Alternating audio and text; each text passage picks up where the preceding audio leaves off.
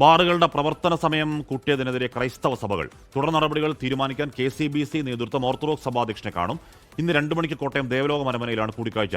Toby Johnson വിവരങ്ങളുമായി ചെയ്യുന്നു. Toby, പ്രത്യക്ഷ സമരപരിപാടിയുമായി തെരുവിലേക്കിറങ്ങാൻ ആലോചനയുണ്ടോ? തീർച്ചയായിട്ടും അതിനുള്ള സാധ്യതകളുണ്ട്. ഇപ്പോൾ KCBC മദ്യവിരുദ്ധ സമിതിയാണ് ഈ ഒരു കൂടിക്കാഴ്ചയ്ക്ക് തയ്യാറെടുക്കുന്നത്.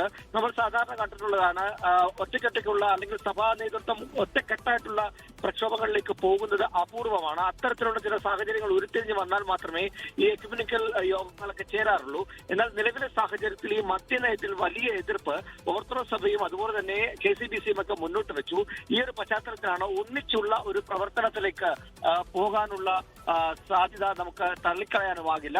ഇന്നത്തെ ഈ കൂടിക്കാഴ്ചയിൽ ഓർത്തഡോക്സ് സഭ അധ്യക്ഷനെ നേരിട്ട് കാണുകയാണ്. അപ്പോൾ ആ കൂടിക്കാഴ്ചയിൽ എന്തായാലും ഈ ഒരു മദ്യനയത്തിൽ പുതിയ ഈ ബാറുകളുടെ സമയം നീട്ടിയ ആ ഒരു മദ്യനയത്തിലുള്ള എതിർപ്പ് അത് എങ്ങനെ മുന്നോട്ട് കൊണ്ടുപോകണം, പ്രതിഷേധമായി അത് എങ്ങനെ സർക്കാരിനെ അറിയിക്കണം, വരുന്ന തെരഞ്ഞെടുപ്പിൽ എന്ത് നിലപാട് സ്വീകരിക്കണം തുടങ്ങിയ കാര്യങ്ങളെല്ലാം തന്നെ ഇതിൽ ചർച്ചയാകുമെന്നുള്ള വിവരം തന്നെയാണ് നമുക്ക് ലഭിക്കുന്നത്. പ്രധാനപ്പെട്ട മധ്യ കേരളത്തിലെ രൂപതകളുടെ ചുമതലക്കാർ തന്നെ ഈ യോഗത്തിൽ പങ്കെടുക്കുന്നുണ്ട് എന്നാണ് നമുക്ക് മനസ്സിലാക്കാൻ കഴിയുന്നത്. അതായത് ചങ്ങനാശ്ശേരി, പാല, കാഞ്ഞിരപ്പള്ളി, കോട്ടയം രൂപതകളിലെ ആളുകൾ പങ്കെടുക്കുന്നുണ്ട് എന്നുള്ള വിവരം തന്നെയാണ് നമുക്ക് ലഭിക്കുന്നത്.